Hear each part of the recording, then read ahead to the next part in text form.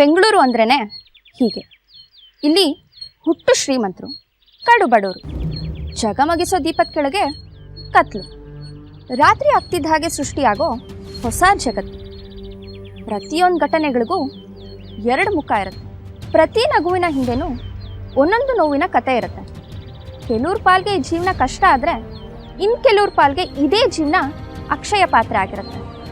ಕೆಲವ್ರಿಗೆ ಇದು ಸ್ವರ್ಗ ಆದರೆ ಇನ್ನು ಕೆಲವ್ರಿಗೆ ನರಕ ಆಗಿರುತ್ತೆ. ಇಷ್ಟೆಲ್ಲ ಪೀಠಿಕೆ ಯಾಕೆ ಹೇಳ್ತಾ ಇದ್ದೀನಿ ಅಂದ್ಕೊಂಡ್ರಾ? ಅದಕ್ಕೊಂದು ಕಾರಣ ಇದೆ. ಇಡೀ ಬೆಂಗಳೂರು ನಿಶಬ್ದವಾಗಿರೋ ಸಮಯದಲ್ಲಿ ಇಬ್ಬರು ಹೆಣ್ಮಕ್ಳು ಯಾರಿಗೂ ಗೊತ್ತಿಲ್ಲದ ಹಾಗೆ ಮನೆಯಿಂದ ಆಚೆ ಬರ್ತಾರೆ. ಯಾರ ಹೆಣ್ಮಕ್ಳು? ಯಾಕೆ ಮನೆಯಿಂದ ಆಚೆ ಬರ್ತಾರೆ? ಅಕ್ಕ, ಇಷ್ಟೊತ್ತಲ್ಲಿ ಎಲ್ಲಿ ಕರ್ಕೊಂಡು ಹೋಗ್ತಿದ್ಯಾ? ಸಾರಿ ಕಣೆ, ನನಗೇನು ಬೇರೆ ದಾರಿಲ್ಲ. ನೋಡು, ಮೊದಲು ನೀನು ಇಲ್ಲಿಂದ ಹೊರಡಬೇಕು. ಯಾವ ಗಾಡಿ ಸಿಕ್ಕಿದ್ರು ಅಷ್ಟೇ ಹೊರಟ್ಬಿಡು ಪ್ಲೀಸ್. ದೂರ ಹೋಗ್ಬಿಡು. ಮತ್ತೆ ನೀನು? ನನ್ನ ವಿಷಯ ಬಿಡು, ನೀನು ಮೊದಲಿನಿಂದ ಹೊರಡು ಪ್ಲೀಸ್. ನಡಿ ನಡಿ. ಕಿರಣ್, ಕಾರ್ ಯಾಕೆ ನಿಲ್ಸಿದ್ರಿ? ನೋಡು ಮಾಯ, ಯಾವುದೋ ಒಂಟಿ ಹುಡುಗಿ ನಿಂತಿದೆ, ಅದು ಇಷ್ಟೊತ್ತಲ್ಲಿ ಕೈ ಬೇರೆ ಅಡ್ಡ ಹಾಕ್ತಾ ಇದ್ದಾಳೆ. ಕಿರಣ್, ಇಷ್ಟೊತ್ತಲ್ಲಿ ಇಂಥ ಪ್ಲೇಸಲ್ಲಿ ಒಂಟಿ ಹುಡುಗಿ ನಿಂತಿದ್ದಾಳೆ ಅಂದ್ರೆ ಸಮಥಿಂಗ್ ಇಸ್ ಬಿಹೈಂಡ್ ದಟ್. ಯಾರನ್ನು ನಂಬಕ್ಕಾಗಲ್ಲ.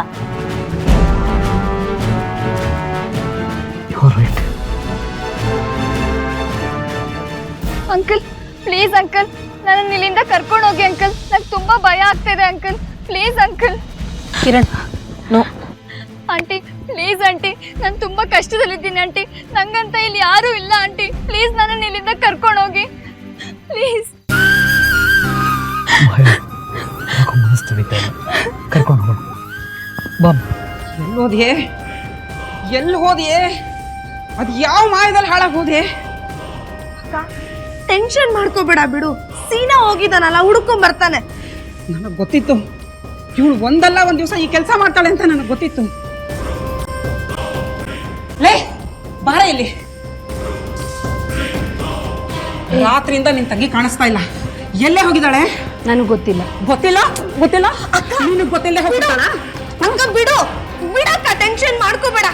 ನಾಟಕ ಮಾಡ್ತಿದ್ದಾಳೆ ಕಣೆ ಇವಳು, ನಾಟಕ ಮಾಡ್ತಿದ್ದಾಳೆ. ನೋಡ್ಪುಟ, ನಾವು ನಿಂಗೆ ಏನೂ ತೊಂದರೆ ಕೊಡಲ್ಲ. ರಾತ್ರಿ ಆ ರೋಡಲ್ಲಿ ಯಾಕೆ ನಿಂತಿದೆ ಅಂತ ಹೇಳಮ್ಮ.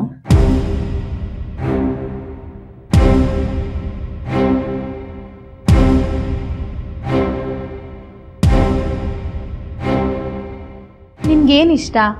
ಚಾಕ್ಲೇಟ್, ಕೇಕ್, ಪಿಜ್ಜಾ ಏನಾದರೂ ತಿಂತೀಯಾ? ಏನಾದರೂ ಮಾತಾಡೋ. ಮಾಯಾ, ಅವಳು ತುಂಬ ಹೆದರಿದ್ದಾಳೆ. ಈಗೇನು ಕೇಳೋದು ಬೇಡ. ಅವಳ ಪಡೆಗಳನ್ನ ಬಿಟ್ಬಿಡು. ಕಂಫರ್ಟಬಲ್ ಆದಮೇಲೆ ಅವಳೇ ಎಲ್ಲ ಮಾತಾಡ್ತಾಳೆ. ಈಗ ತಿನ್ನಕ್ಕೇನಾದ್ರು ತಗೊಂಬೋಗು. ಶ್ರುತಿ, ತುಂಬ ಚೆನ್ನಾಗಿದೆ. ನಿನ್ನ ಊರು ಯಾವುದು?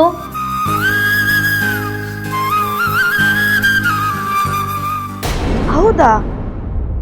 ಸರಿ ಸರಿ, ಅವಳೆಲ್ಲಾದ್ರೂ ಕಾಣಿಸಿದ್ರೆ ಫೋನ್ ಮಾಡು.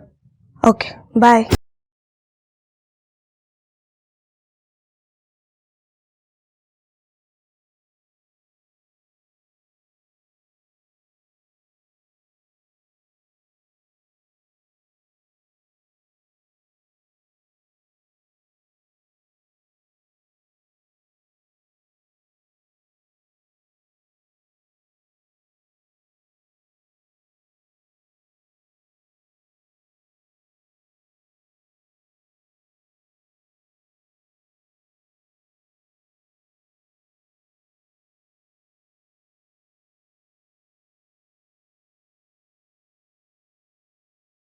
ನಾನು ಅವಳು ಎಲ್ಲೋಗಿದ್ದಾಳೆ ಅಂತ ನನಗೆ ಗೊತ್ತಿಲ್ಲ. ಆದರೆ ಎಲ್ಲೋ ಒಂದು ಕಡೆ ನೆಮ್ಮದಿಯಾಗಿರ್ತಾಳೆ ಅನ್ನೋ ನಂಬಿಕೆ ನನಗಿದೆ ಅಷ್ಟೇ. ನೆಮ್ಮದಿ? ಅದು ನನ್ನ ಎದುರು ಹಾಕೊಂಡು? ಏಯ್, ಇದು ತಿಂದು ತಿಂದು ಕೊಬ್ಬು ಜಾಸ್ತಿ ಕಣೆ, ಅದಕ್ಕೆ ಈ ರೀತಿ ಎಲ್ಲ ಮಾತಾಡ್ತಾ ಇದೀಯ. ಒಂದು ವೇಳೆ ಅವಳು ಬರದೇ ಹೋಗ್ಲಿ ಆಗಿದೆ ನಿನಗೆ. ಲೈ, ಶಂಕರಂಗ್ ಫೋನ್ ಹಾಕೆ. ಆಯ್ತಕ್ಕ.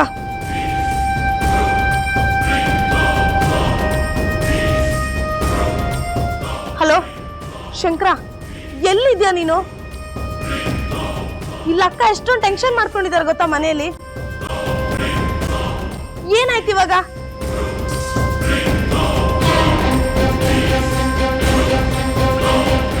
ಶಿವಶಂಕರ.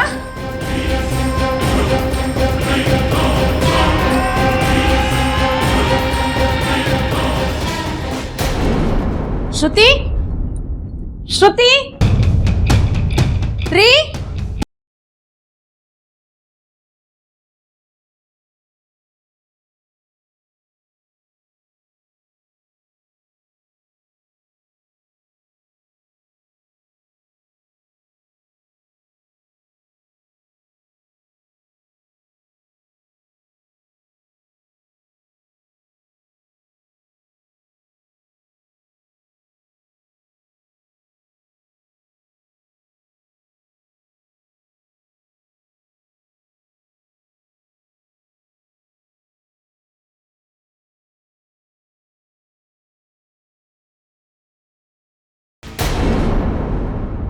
ನೀನು ಇಲ್ಲೇನು ಮಾಡ್ತಿದ್ಯಾ?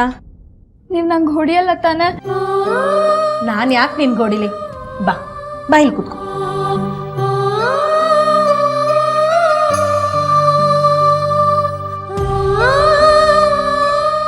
ನೋಡು, ಏನು ಮುಚ್ಚು ಮರೆ ಮಾಡಬೇಡ. ನಿನ್ನ ಊರು ಯಾವುದು? ನಮ್ಮೂರು ಮೈಸೂರು. ಅಪ್ಪ ಅಮ್ಮ? ಅಮ್ಮನ ಹೆಸರು ಸುಜಾತ. ಅಪ್ಪ ಇಲ್ಲ. ಸರಿ, ಅಳ್ಬೇಡ. ನಿಮ್ಮನೆ ಅಡ್ರೆಸ್ ನಿಮ್ಗೆ ಗೊತ್ತಾ? ಗೊತ್ತು. ಸರಿ, ಬಾ ರೆಡಿ ಆಗು. ನಿನ್ನ ಮನೆಗೆ ಕರ್ಕೊಂಡು ಹೋಗ್ತೀವಿ. ಬಾ.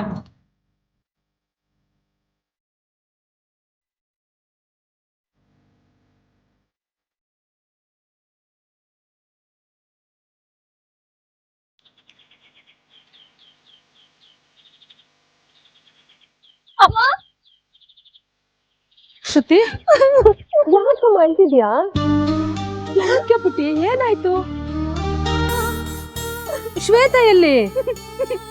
ಯಾಕೆ ಹಿಂಗ ಅಳ್ತಿದ್ಯಾ? ಇವರೆಲ್ಲ ಯಾರು? ಅಮ್ಮ, ಅದನ್ನ ನಾನು ನಿಮ್ಗೆ ಆಮೇಲೆ ಹೇಳಿ. ಶ್ರುತಿ, ನಿಮ್ಮನೆಗೆ ತಾನೇ ಬಂದಿದ್ಯಾ? ಮತ್ತೆ ಯಾಕೆ ಕಳ್ತಾ ಇದೀಯಾ? ಹೋಗಿ ಕೂತ್ಕೊ ನಡಿ.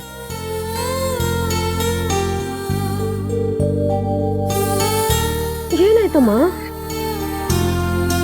ಹೇಳೆ, ನೀನು ಹೀಗೆ ಅಳ್ತಿದ್ರೆ ನನಗೇನು ಅರ್ಥ ಆಗುತ್ತೆ? ಅಮ್ಮ, ನಿಮ್ಮ ಮಗಳು ಬೆಂಗಳೂರಲ್ಲಿ ಯಾಕಿದ್ಲು? ಯಾರ ಜೊತೆ ಇದ್ಲು? ಹೇಳ್ತೀನಿ. ಶ್ರುತಿ, ಅಕ್ಕ ಎಲ್ಲಿ? ನಾನು ಆಗಲೇ ಕೇಳಬೇಕು ಅಂತ ಇದ್ದೆ. ಶ್ವೇತಾ ಯಾರು? ಶ್ರುತಿಗೆ ಅಕ್ಕ ಇದ್ದಾಳಾ? ಅವಳೆಲ್ಲಿದ್ದಾಳೆ?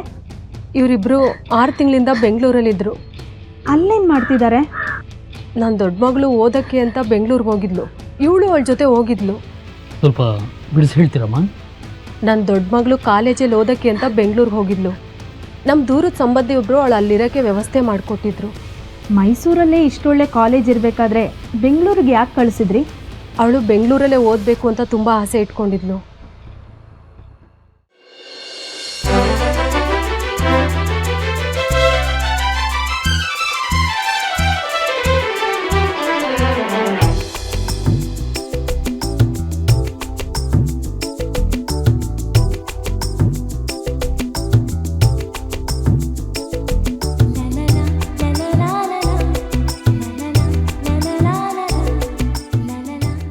ಎಲ್ಲ ನೋಡಿದಾಯ್ತಲ್ಲ, ನೋಡೋಣ.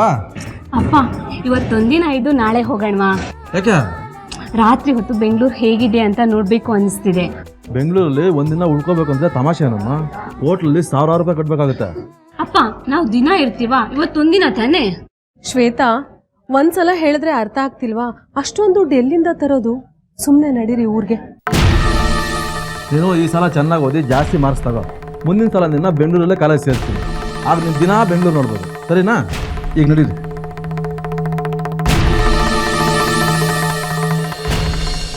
ಅಟ್ರಾಕ್ಷನ್ ಅಂದ್ರೇ ಹಾಗೆ. ಒಂದು ಸಲ ಅದು ಮನಸ್ಸಿನಲ್ಲಿ ಕೂತ್ಬಿಟ್ರೆ ಪ್ರತಿ ಕ್ಷಣ ನಮ್ಮನ್ನು ಕಾಡ್ತಾನೆ ಇರುತ್ತೆ. ಹಾಗೆ ಶ್ವೇತಾ ಮತ್ತು ಶ್ರುತಿನ ಬೆಂಗಳೂರು ಅಟ್ರ್ಯಾಕ್ಟ್ ಮಾಡಿಬಿಡ್ತು. ಇಲ್ಲಿನ ಜನರ ಲೈಫ್ ಸ್ಟೈಲ್, ಕಲರ್ಫುಲ್ ಪ್ರಪಂಚ, ದೊಡ್ಡ ದೊಡ್ಡ ಮಾಲ್ಗಳು ಅವರಿಬ್ಬರ ಕಣ್ಣಲ್ಲಿ ಸ್ಕ್ಯಾನ್ ಆಗಿ ಕೂತ್ಬಿಡ್ತು. ಆಗ್ಲಿಂದ ಶ್ವೇತಂಗೆ ಬೆಂಗಳೂರಿನಲ್ಲೇ ಇದ್ದು ಓದಬೇಕು ಅನ್ನೋ ಹಠ ಜಾಸ್ತಿ ಆಯ್ತು. ಶ್ವೇತಾ, ಸರಿಯಾದಮ್ಮ? ಇವಳ ಊಟದ ಬಾಕ್ಸ್ ಕೊಡು. ರೀ ಒಂದ್ ನಿಮಿಷ ಇರಿ, ರೆಡಿ ಮಾಡ್ತಾ ಇದೀನಿ. ಬೇಗ ತಗೋಬಾ, ಆಚೆ ಇರ್ತೀನಿ.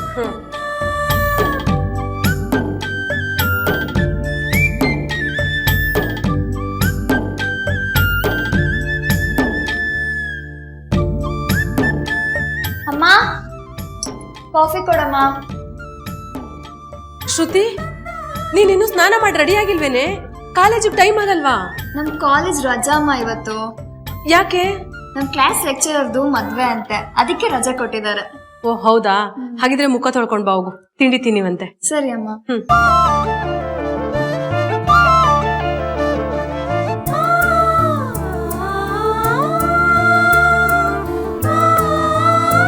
ಶ್ವೇತಾ, ಶ್ರುತಿ ಅಲ್ಲ? ಅವಳಿಗೆ ಇವತ್ತು ಕಾಲೇಜ್ ರಜಾ ಅಂತೆ, ಅವಳು ಬರಲ್ಲ. ನೀವು ಹೊರಡಿ ಇವಳನ್ ಕರ್ಕೊಂಡು. ಬರ್ತೀವಿ.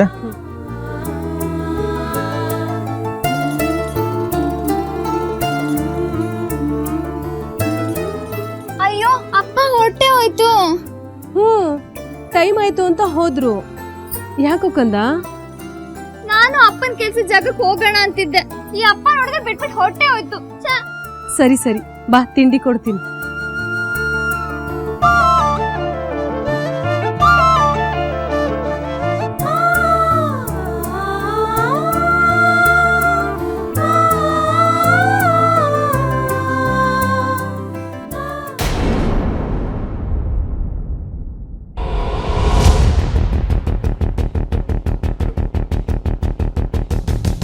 ಅಕ್ಕ, ನಿಮ್ಮ ಯಜಮಾನ್ರು ಕೆಲಸ ಮಾಡೋದು ಮೇಲಿಂದ ಬಿದ್ದೋಗ್ಬಿಟ್ಟವ್ರೆ.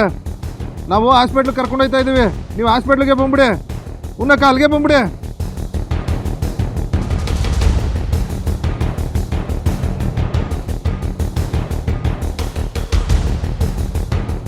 ಡಾಕ್ಟರ್, ಡಾಕ್ಟರ್, ನನ್ನ ಗಂಡ ಎಲ್ಲಿದ್ದಾರೆ? ಅವ್ರಿಗೇನು ಆಗಿಲ್ಲ ತಾನೆ? ಡಾಕ್ಟರ್, ನಮ್ಮ ಅಪ್ಪನ್ಗೆ ಏನಾಗಿದೆ? ಎಲ್ಲಿದ್ದಾರೆ? Cool down. ನೋಡಿ, ಜೋರಾಗಿ ಕಿರ್ಚೋದಾಳೋದು ಮಾಡಬೇಡಿ. ಎಲ್ಲರೂ ಸೈಲೆಂಟಾಗಿ ಹೋಗಿ ಅವ್ರನ್ನ ನೋಡಿ. ಅವರು ನಿಮ್ಮ ಜೊತೆಲಿ ಮಾತಾಡಬೇಕು. ಎಲ್ಲಿದ್ದಾರೆ ಡಾಕ್ಟರ್? ಸೀಟ್ ಲೆಫ್ಟ್, ಇದೇ ವಾರ್ಡಲ್ಲಿದ್ದಾರೆ. First right. ರೀ ರೀ, ಏನಾಯ್ತು ನಿಮ್ಗೆ? ಮಾತಾಡ್ರಿ ಅಪ್ಪ, ಮಾತಾಡಪ್ಪ. ಸುಜಾತ, ನಾನು ನಿಮ್ಮನ್ನೆಲ್ಲ ಬಿಟ್ಟು ಹೋಗ್ತಾ ಇದ್ದೀನಿ ಸುಜಾತ. ನನ್ನಿಂದ ನಿಮಗೆ ಯಾವ ಸುಖ ಸಂತೋಷನೂ ಸಿಗಲಿಲ್ಲ. ನೀವು ಆಸೆ ಪಟ್ಟಾಗೆ ನೋಡ್ಕೊಳ್ತು ನನ್ನ ಕೈಲಾಗಲಿಲ್ಲ. ದಯವಿಟ್ಟು ನನ್ನ ಕ್ಷಮಿಸ್ಬಿಡು ಸುಜಾತ, ಕ್ಷಮಿಸ್ಬಿಡು. ಯಾಕಪ್ಪ ಹೀಗೆಲ್ಲ ಮಾತಾಡ್ತಿದ್ಯಾ? ನಿನಗೇನು ಆಗಲ್ಲ. ಏನೇ ಆದರೂ ಮಕ್ಕಳನ್ನ ಓದಿಸೋದನ್ನು ಮಾತ್ರ ನಿಲ್ಲಿಸ್ಬೇಡ. ನಾಳೆ ದಿನ ನಮ್ಮ ಕಷ್ಟ ನಮ್ಮ ಮಕ್ಕಳು ಕೊಡೋದು ಬೇಡ ಸುಜಾತ. ರೀ ರೀ, ಬಿಡ್ತು ಅನ್ನೆ, ಸಾಯೋ ಮಾತು ಯಾಕಾಡ್ತೀರಾ? ರೀ ರೀ,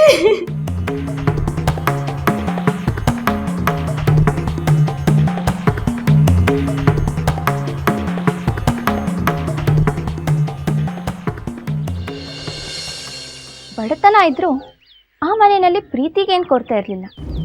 ಇದ್ದಿದ್ರಲ್ಲೇ ಅಡ್ಜಸ್ಟ್ ಮಾಡಿಕೊಂಡು ಸಂತೋಷವಾಗಿ ಸಂಸಾರ ನಡೆಸ್ತಾ ಇದ್ರು. ಅಪ್ಪ ತನ್ನ ಮಕ್ಕಳ ಭವಿಷ್ಯಕ್ಕೋಸ್ಕರ, ಅವ್ರ ಬದುಕಿಗೋಸ್ಕರ ತನ್ನ ಸುಖನೆಲ್ಲ ಮರೆತು ಹಗಲು ರಾತ್ರಿ ಅಂತ ದುಡಿತಾ ಇದ್ರು.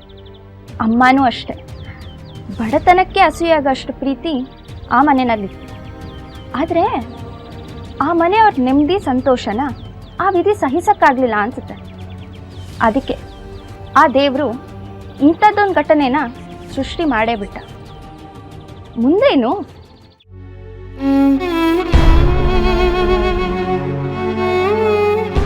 ಅಯ್ಯೋ, ಅಕ್ಕಿ ಇಷ್ಟೆಷ್ಟಿದೆಯಲ್ಲ. ಆ ಶಿವಪ್ಪನ ಅಂಗಡಿಗೆ ಹೋದ್ರೆ ಅವನೇನಂತನೋ ಏನು. ಅದೇನಾದ್ರೂ ಆಗ್ಲಿ, ನನ್ನಿಂದ ನನ್ನ ಮಕ್ಕಳು ಓದು ನಿಲ್ಲೋದು ಬೇಡ.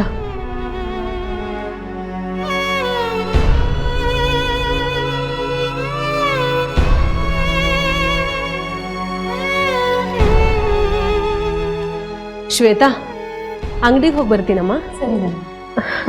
ನಾನು ಬರ್ತೀನಿ. ಬೇಡ ಪುಟ್ಟಿ, ನೀನು ಓದ್ಕೋ, ನಾನು ಹೋಗಿ ಬರ್ತೀನಿ.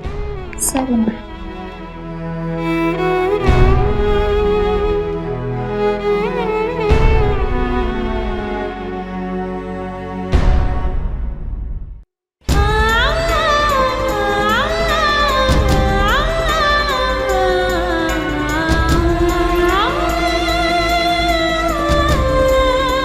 ಶಿವಪ್ಪ, ಒಂದು 5 kg ಅಕ್ಕಿ ಬೇಕಾಗಿತ್ತು.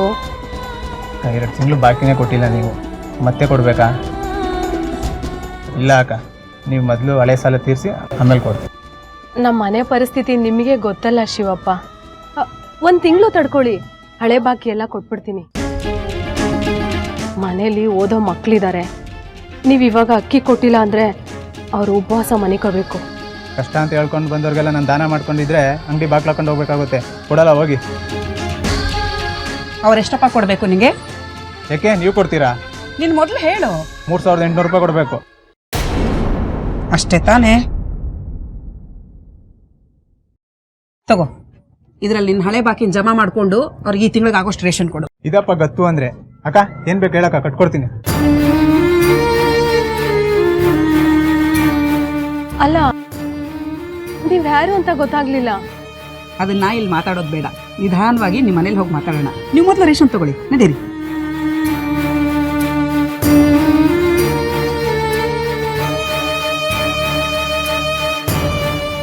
ಹತ್ತು kg ಅಕ್ಕಿ ಕೊಡಿ, ಬೇಳೆ ಕೊಡಿ 1 kg. ತಗೊಳ್ಳಿ, ಕಾಫಿ ಕುಡೀರಿ.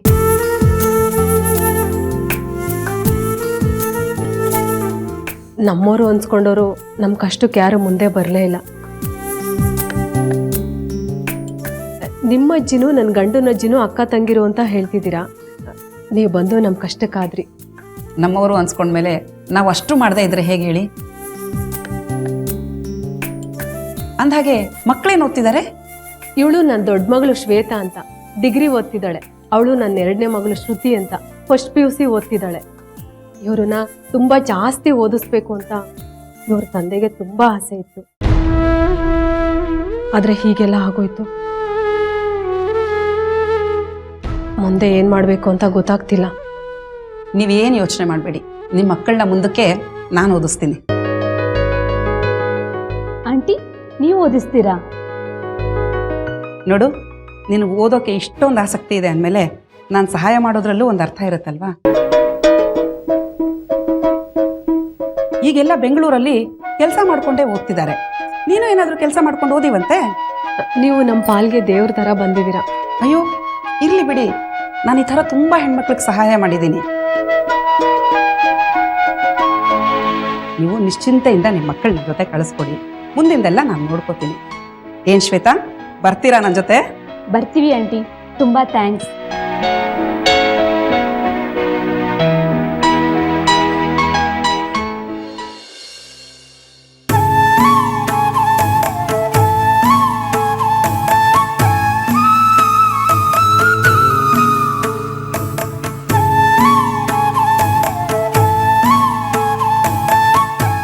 ಮಕ್ಕಳ, ನೀವಿಬ್ರು ಚೆನ್ನಾಗಿ ಓದಿ ಒಳ್ಳೆ ಹೆಸರು ತಗೋಬೇಕು. ನಿಮ್ಮ ಅಪ್ಪನ ಆಸೆ ಈಡೇರಿಸ್ಬೇಕು, ಆಯ್ತಾ? ಅಮ್ಮ, ನೀನು ಹುಷಾರು. ನಮ್ಮ ಬಗ್ಗೆನೇ ಯೋಚನೆ ಮಾಡ್ತಾ ಕೊರಗ್ತಿರ್ಬೇಡ. ನಾನು ಅವಾಗ ಕಾಲ್ ಮಾಡ್ತಾ ಇರ್ತೀನಿ. ಹುಷಾರು ಶ್ರುತಿ ಪುಟ್ಟಿ, ಹುಷಾರು ಪುಟ್ಟಿ. ಶ್ವೇತಾ, ಹೊರಡೋಣ. ಬರ್ತೀನಮ್ಮ. ನೋಡಿ ಅಮ್ಮ, ನನ್ನ ಮಕ್ಕಳು ಸಣ್ಣವರು, ಅವ್ರಿಗೇನು ಅರ್ಥ ಆಗಲ್ಲ. ಅವ್ರನ್ನ ಚೆನ್ನಾಗಿ ನೋಡ್ಕೊಳ್ಳಿ. ನೋಡಿ, ನೀವೇನು ಯೋಚನೆ ಮಾಡಬೇಡಿ, ನಿಮ್ಮ ಮಕ್ಕಳ ಜವಾಬ್ದಾರಿ ನಂದು. ನಡೀರಮ್ಮ.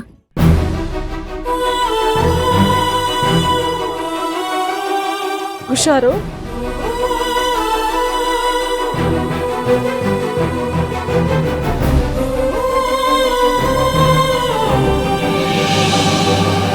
ಅವತ್ತವರು ನನ್ನ ಮಕ್ಳಿಬ್ಬರನ್ನೂ ಕರ್ಕೊಂಡು ಬೆಂಗಳೂರಿಗೆ ಹೋದ್ಮೇಲೆ ಇವರಿಬ್ರು ವಾರಕ್ಕೊಂದ್ಸಲ ಫೋನಲ್ಲಿ ನನ್ನ ಜೊತೆ ಮಾತಾಡ್ತಿದ್ರು. ಈಗ 3 ದಿನದ ಹಿಂದೆನೂ ನನ್ನ ಜೊತೆ ಚೆನ್ನಾಗೇ ಮಾತಾಡಿದ್ರು. ಆದರೆ ಈಗ ಇವಳು ನಿಮ್ಮ ಜೊತೆ ಬಂದಿದ್ದಾಳೆ. ಶ್ರುತಿ, ಆ ಆಂಟಿ ನಿಮ್ಮಿಬ್ಬರನ್ನು ಚೆನ್ನಾಗಿ ನೋಡ್ಕೋತಿದ್ರು ತಾನೇ? ಇಲ್ಲ ಅಮ್ಮ, ಅವ್ರು ನಮ್ಮನ್ನು ಓದ್ಸಕ್ಕೂ ಸೇರಿಸ್ಲಿಲ್ಲ. ಅಲ್ಲೇ ಮನೆ ಕೆಲಸ ಮಾಡೋಕ್ ಹಾಕಿದ್ರು. ಅಕ್ಕಂಗೂ ದಿನ ಹಿಂಸೆ ಕೊಡ್ತಿದ್ದಾರೆ. ಅದಕ್ಕೆ ಅಕ್ಕನೇ ನನ್ನನ್ನ ತಪ್ಪಿಸ್ಕೊಂಡು ಹೋಗು ಅಂತ ಕಳ್ಸಿದ್ದು. ಅಯ್ಯೋ, ಅವಳಿಗೇನ್ ಬಂದಿತ್ತು? ನಿಮ್ಮಿಬ್ರು ಚೆನ್ನಾಗಿ ನೋಡ್ಕೋತೀನಿ, ಓದಿಸ್ತೀನಿ ಅಂತ ಹೇಳಿ ಕರ್ಕೊಂಡು ಹೋಗಿ ಹಿಂಗ್ಯಾಕೆ ಮಾಡಿದ್ಲು? ಅಮ್ಮ, ಇದ್ರ ಹಿಂದೆ ಏನೋ ಇದೆ ಅನ್ಸುತ್ತೆ. ನೀವೇ ಅವಳಿಗೆ ಇವಾಗ ಕಾಲ್ ಮಾಡಿ ನಂಬರ್ ಹೇಳ್ತೀನಿ, ನೀವು ಮಾಡಿಕೊಡಿ.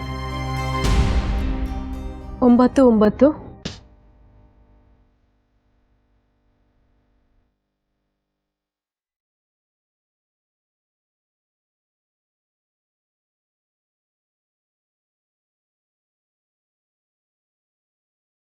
ಸ್ವಿಚ್ ಆಫ್ ಅಂತ ಬರ್ತಿದೆ.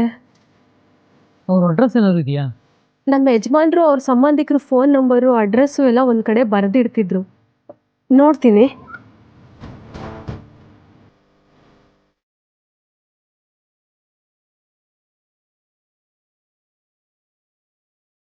ಇದರಲ್ಲಿ ಇರ್ಬೋದು ನೋಡಿ.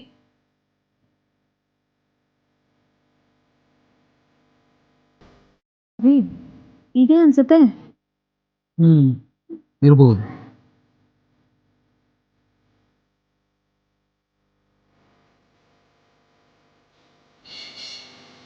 ಸಹಾಯ ಮಾಡೋಣ ಅಂತ ಬಂದು ಶ್ವೇತಾ ಮತ್ತು ಶ್ರುತಿನ ತನ್ನ ಮನೆ ಕೆಲಸದವ್ರ ಹಾಗೆ ಮಾಡ್ಕೋತಾಳೆ ಅಂಬಿಕಾ. ಈ ವಿಷಯ ಶ್ರುತಿಯಿಂದ ಬಯಲಾಯ್ತು. ಸರಿ, ಅಲ್ಲಿನ ಅಡ್ರೆಸ್ ತಿಳ್ಕೊಂಡು ಶ್ವೇತಾನ ಸೇವ್ ಮಾಡೋಣ ಅಂತ ಮಾಯಾ, ಸುಜಾತ, ಕಿರಣ್ ಆ ಅಡ್ರೆಸ್ಗೆ ಹೋಗ್ತಾರೆ. ಆದರೆ ಆ ಅಡ್ರೆಸ್ಸಲ್ಲಿ ಸಿಕ್ಕಿದ್ದು ಅಂಬಿಕಾಳ ಗಂಡ. ಅಂಬಿಕಾಗೆ ಅವಳ ಗಂಡಂಗೆ ಡಿವೋರ್ಸ್ ಆಗಿ ತುಂಬ ಕಾಲ ಆಗಿತ್ತು. ಅಂಬಿಕಾ ವ್ಯಕ್ತಿತ್ವ ಸರಿಗಿಲ್ಲ ಅಂತ ಅವ್ರಿಗೆ ಅಲ್ಲಿ ಗೊತ್ತಾಯ್ತು.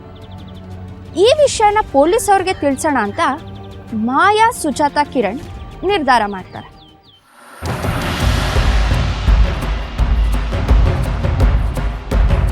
ನೀವು ಹೇಳ್ತಾ ಇರೋದು ನೋಡಿದ್ರೆ ನಿಮ್ಮ ಹುಡುಗಿ ಯಾವುದೋ ಒಂದು ದೊಡ್ಡ ಜಾಲದಲ್ಲಿ ಸಿಕ್ಕಾಕೊಂಡಿದ್ದಾಳೆ ಅಂತ ನನಗೆ ಅನ್ನಿಸ್ತಾ ಇದೆ. ಅದು ಸರಿ, ಈ ಅಂಬಿಕಾ ಅನ್ನೋಳ್ದು ಫೋಟೋ ಏನಾರು ಇದೆಯಾ ನಿಮ್ಮ ಹತ್ರ? ಇಲ್ಲ ಸರ್, ನಾನು ಆ ಅಮ್ಮನ ನೋಡಿದ್ದು ಒಂದೇ ಸಲ. ಹೋಗಲಿ, ನಿಮ್ಮ ಮಗಳು ಫೋಟೋ ಏನಾದ್ರು ತಂದಿದ್ದೀರಾ ನೀವು? ಅವಳದೊಂದು 2 ಫೋಟೋಸ್ ಇತ್ತು, ಅದನ್ನು ಆ ಅಂಬಿಕಾನೇ ಇಸ್ಕೊಂಡು ಹೋದ್ಲು.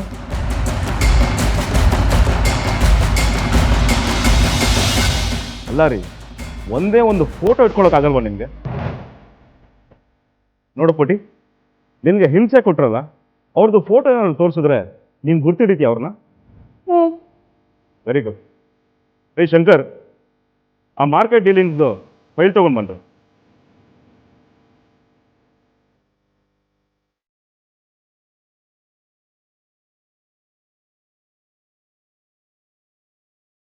ನೋಡು ಪುಟ, ಇದರಲ್ಲಿ ಕೆಲವು ಫೋಟೋಗಳನ್ನ ತೋರಿಸ್ತಾ ಹೋಗ್ತೀನಿ.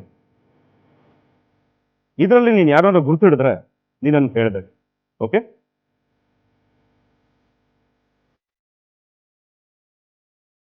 ಇವನ್ನೇನ ನೋಡಿದ್ಯಾ? ಇವಳನ್ನೇನ ನೋಡಿದ್ಯಾ? ಇವಳು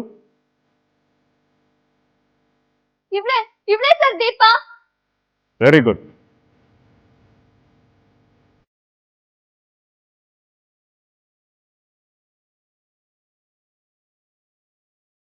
ರೀ ಶಂಕರ್, ಈ ದೀಪಾ ಕಡೆ ಹುಡುಗಿರು ಎಲ್ಲಿರ್ತಾರಲ್ಲ ಸ್ವಲ್ಪ ವಿಚಾರಿಸ್ಬಿಟ್ಟು ಅಂತ ಹೇಳಿ ಫೋನ್ ಮಾಡ್ಕೊಡಿ.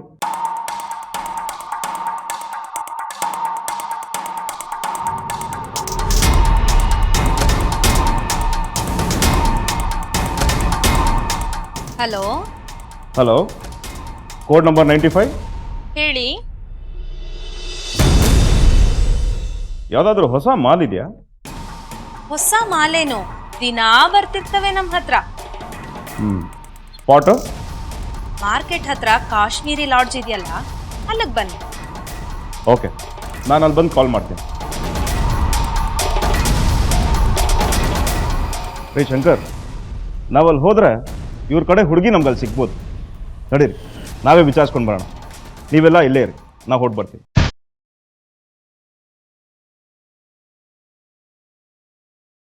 ಅಯ್ಯೋ, ನನ್ನ ಮಗಳ ಬಗ್ಗೆ ಇವ್ರೇನೇನೋ ಹೇಳ್ತಿದಾರಲ್ಲ. ಹಾಗೆಲ್ಲ ಏನೂ ಇರಲ್ಲಮ್ಮ, ನಿಮ್ಮ ಮಗಳು ಚೆನ್ನಾಗೇ ಇರ್ತಾಳೆ.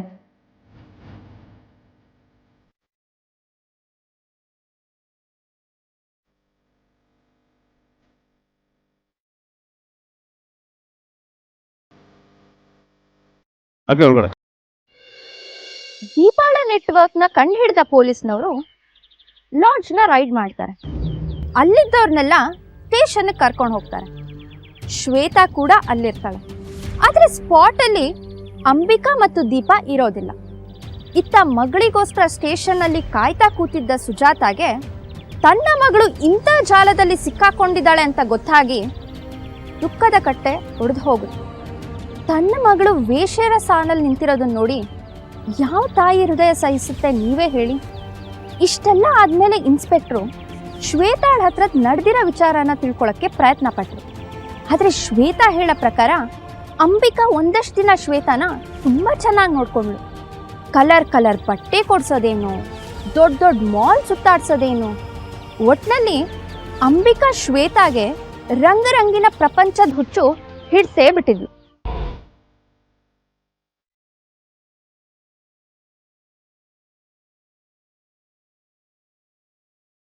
ಅವತ್ತು ಮನೆಯಿಂದ ಹೊರಟ ಮೇಲೆ ಅಂಬಿಕಾ ಆಂಟಿ ಮನೆಗೆ ಹೋದ್ವಿ ಸರ್.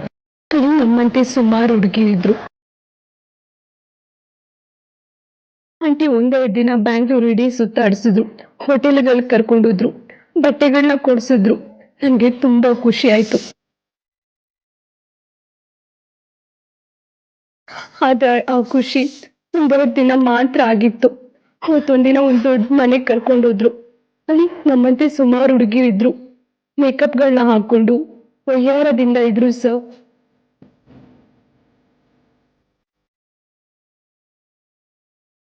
ಆಂಟಿ ಏನಿದೆಲ್ಲ? ಇವರೆಲ್ಲ ಯಾರು? ಎಲ್ಲ ನಮ್ಮ ಮನೆಯವರು ಇದ್ದಂಗೆ, ನೀನೇನು ಟೆನ್ಷನ್ ಮಾಡ್ಕೋಬೇಡ. ಬಾ ನೀನು ಬಾ.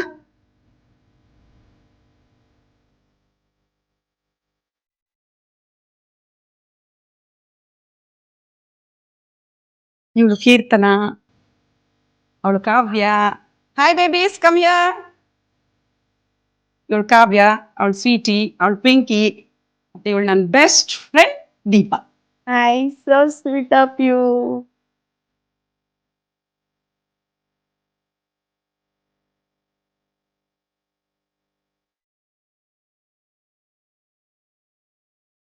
ನೋಡು, ನೀನು ಈ ಡ್ರೆಸ್ ಹಾಕೊಂಬ ಹೋಗು. ಇಷ್ಟು ಶಾರ್ಟ್ ಆಗಿರೋ ಡ್ರೆಸ್ ಹಾಕೋಬೇಕಾ? ಬೇಡ ಬೇಡ. ನೋಡು, ನೀನು ಇಲ್ಲಿರೋ ಹಾಗಿದ್ರೆ ಇಲ್ಲಿನ ಕಲ್ಚರ್ಗೆ ತಕ್ಕ ಹಾಗಿರಬೇಕು. ನೀನು ಲೈಫಲ್ಲಿ ಸುಖವಾಗಿರಬೇಕು ಅನ್ನೋದಾದ್ರೆ ನಾ ಹೇಳ್ದಂಗೆ ಕೇಳು, ಇಲ್ಲಾಂದ್ರೆ ನಿಮ್ಮೂರಿಗೆ ನೀವು ಹೊರಟು ಬಿಡಮ್ಮ. ಬೇಡ ಆಂಟಿ, ನೀವು ಹೇಳ್ದಂಗೆ ಕೇಳ್ತೀನಿ. ನನ್ನ ಇಲ್ಲೇ ಇರಿಸ್ಕೊಳ್ಳಿ.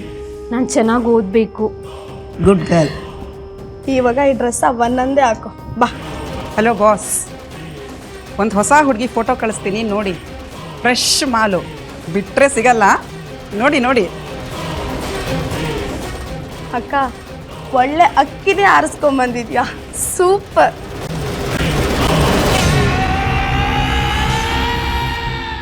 ಅದಾದ್ಮೇಲೆ ನಾನು ರೂಮಲ್ಲಿ ಕೂತಿದ್ದೆ.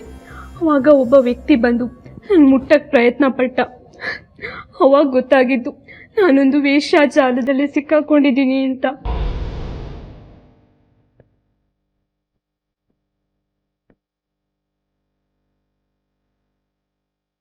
ಅವತ್ತೇನೋ ತಪ್ಪಿಸ್ಕೊಂಡೆ.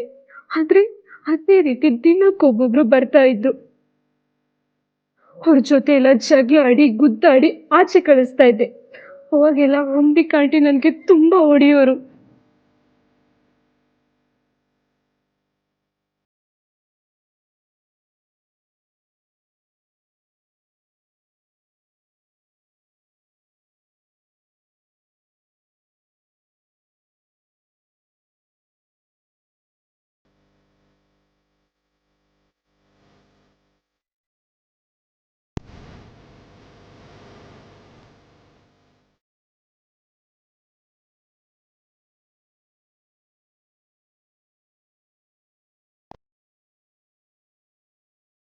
ಕೊನೆಗೊಂದಿನ ನಾನು ಶ್ರುತಿ ಅಲ್ಲಿಂದ ತಪ್ಪಿಸ್ಕೊಳಕ್ ಪ್ರಯತ್ನ ಪಟ್ವಿ.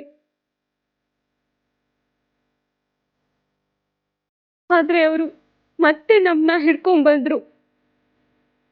ನಮ್ನ ಬಿಟ್ಬಿಡಿ ಅಂತ ಬೇಡ್ಕೊಂಡ್ವಿ. ಆದ್ರೆ ನಾವು ಹೇಳ್ದಾಗ ಕೇಳಿಲ್ಲ ಅಂದ್ರೆ ಶ್ರುತಿನ ಸಾಯಿಸ್ಬಿಡ್ತೀನಿ ಅಂತ ಹೆದರಿಸಿದ್ರು. ಏನ ತಪ್ಪಿಸ್ಕೊಂಡು ಹೋಗ್ತೀಯ? ತಪ್ಪಿಸ್ಕೊಂಡು ಇನ್ನೊಂದ್ಸರ್ತಿ ನೀನ್ ತಪ್ಪಿಸ್ಕೊಂಡು ಹೋದ್ರೆ ನಿನ್ ತಂಗಿನ ಸಾಯಿಸ್ಬಿಡ್ತೀನಿ ಅಷ್ಟೇ. ಪ್ಲೀಸ್ ನನ್ನ ತಂಗಿನ ಬಿಡಿ, ನಾನು ಇಲ್ಲೇ ಇರ್ತೀನಿ. ಬಾ ದಾರಿಗೆ ಅಡಿ.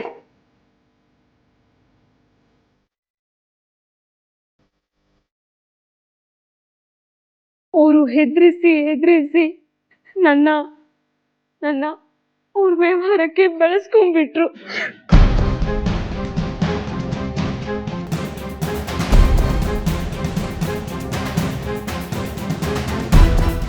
ಅದಕ್ಕೆ ಕೊನೆಗೊಂದಿನ ಶ್ರುತಿನ ಅಲ್ಲಿಂದ ಎಸ್ಕೇಪ್ ಮಾಡಿ ಕಳಿಸ್ಬಿಟ್ಟೆ.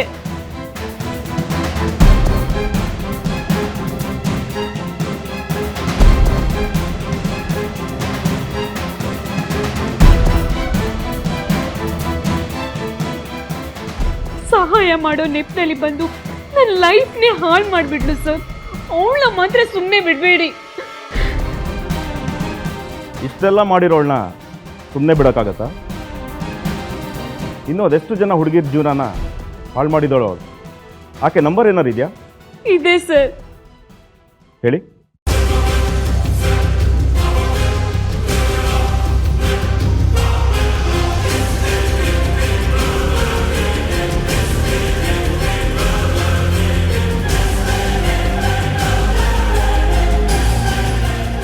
ಸ್ವಿಚ್ ಆಫ್ ಬರ್ತಾ ಇದೆ.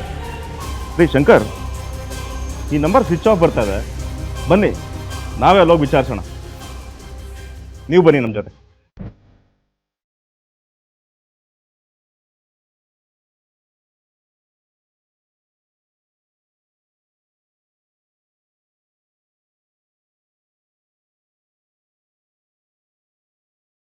ಅವ್ನ್ ಯಾರೋ ಹೊಸ ಇನ್ಸ್ಪೆಕ್ಟರ್ ಅಂತೆ.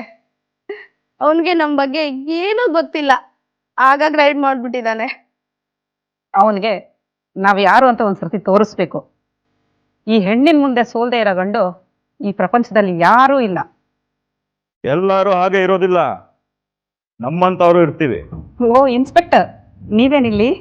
ಬಿಸ್ನೆಸ್ ಹೇಗಿದೆ ಅಂತ ನೋಡ್ಕೊಂಡು ಹೋಗಕ್ ಬಂದೆ. ಏನ್ ಸರ್ ಹೇಳ್ತಿದ್ದೀರಾ ನೀವು? ಏಯ್ ಸಾಕ್ ನಿಲ್ಸು.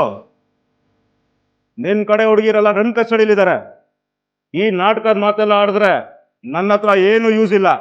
ಹುಡುಗಿರ? ಯಾರು ಸರ್ ಅವರು? ನನ್ನ ಹತ್ರ ಯಾಕೆ ಸರ್ ಹುಡುಗಿರು ಇರ್ತಾರೆ? ಓ, ಸಾಕ್ಷಿ ತೋರ್ಸಿನೇ ಹೇಳ್ಬೇಕಾ? ಏ ಶಂಕರ್, ಕರ್ಕೊಂಡ್ ಬನ್ರಿ ಅವ್ರನ್ನ.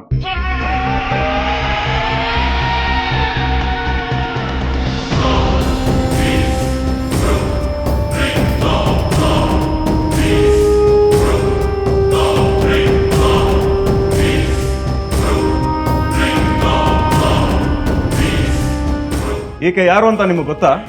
ಅಯ್ಯೋ, ನಮ್ಮನೆ ಕೆಲ್ಸದವಳು ಸರ್ ಈ ಹುಡುಗಿ. ಕೇಳ್ದೆ ಓಡೋಗ್ಬಿಟ್ಟಿದ್ಲು. ಸದ್ಯ ನೀವೇ ಕರ್ಕೊಂಡ್ ಬಂದ್ರಲ್ಲ. ಅಯ್ಯೋ ರಾಕ್ಷಸಿ, ನಯವಾಗಿ ಮಾತಾಡಿ ನಮ್ಮನ್ನ ನಂಬಿಸಿ ಇವಳನ್ನ ಇಲ್ಲಿ ಕರ್ಕೊಂಡು ಬಂದು ಇವಳ ಜೀವನನೇ ಹಾಳು ಮಾಡಿಬಿಟ್ಟೆಯಲ್ಲ. ನಾವೇನೇ ಅನ್ಯಾಯ ಮಾಡಿದ್ವಿ ನಿಂಗೆ? ನಾವೇನೇ ಮಾಡಿದ್ವಿ? ಕೈ ಮಾಡೋಗಿಲ್ಲ. ಇವ್ರಿಗೆ ಶಿಕ್ಷೆ ಕೊಡೋಕೆ ಕೋರ್ಟ್ ಇದೆ. ರೇ ಶಂಕರ್, ಕರ್ಕೊಂಡು ನಡೀರಿ ಅವ್ರನ್ನ. ಸ್ವಲ್ಪ ದಿವಸ ಕತ್ಲು ಕೋಣೆಯಲ್ಲಿ ಕೊಳಿಲಿ ಇವರೆಲ್ಲ. ನೋಡಿದ್ರನ ಹುಡುಗಿರ್ನ ಎಷ್ಟು ಚೆನ್ನಾಗಿ ಟ್ರ್ಯಾಪ್ ಮಾಡ್ತಾರೆ ಅಂತ. ಇಷ್ಟೇ ಅಲ್ಲ, ಬೆಂಗಳೂರಲ್ಲಿ ಇಂಥ ಜಾಲಗಳು ತುಂಬಾ ಇವೆ. ಇಂಥವ್ರ ಟಾರ್ಗೆಟ್ ಅಂದರೆ ಬಡತನದ ಹುಡುಗಿರು, ಅನಾಥ ಹುಡುಗಿರು, ಲವ್ ಮಾಡಿ ಮನೆ ಬಿಟ್ಟು ಬಂದಂಥ ಹುಡುಗಿರು. ಇಂಥವ್ರನ್ನ ಸುಲಭವಾಗಿ ತಮ್ಮ ಬಲೆಯಲ್ಲಿ ಬೀಳಿಸ್ಕೊಳ್ತಾರೆ. ಇಂಥವ್ರನ್ನ ತಮ್ಮ ಬಿಸ್ನೆಸ್ಸಲ್ಲಿ ಯೂಸ್ ಮಾಡ್ಕೊಳ್ತಾರೆ. ಅಷ್ಟೇ ಅಲ್ಲ, ಯಾವುದೋ ಒಂದು ಚಿಕ್ಕ ಆಸೆಗೋ ಒಂದು ಕ್ಷಣದ ಕೋಪಕ್ಕೂ ದುಡುಕಿ ನಿರ್ಧಾರ ತಗೊಂಡ್ರೆ ಇಂಥವ್ರ ಮಧ್ಯೆ ಸಿಕ್ಕಾಕೋಬೇಕಾಗತ್ತೆ. ಈ ವಿಷಯದಲ್ಲಿ ಹುಡುಗಿರ್ ಮಾತ್ರ ಅಲ್ಲ, ಅವ್ರ ತಂದೆ ತಾಯಿ ಕೂಡ ತುಂಬ ಎಚ್ಚರದಿಂದ ಇರಬೇಕಾಗತ್ತೆ.